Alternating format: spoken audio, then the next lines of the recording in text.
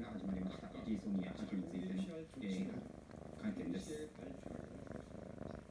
同時に発表する。 우리 정부는 언제든지 한일 군사 비밀 정보보 협정의 효력을 종료시킬 수 藤井染谷の効力をどうするか。 2019년 8월 23일 8月23日に破棄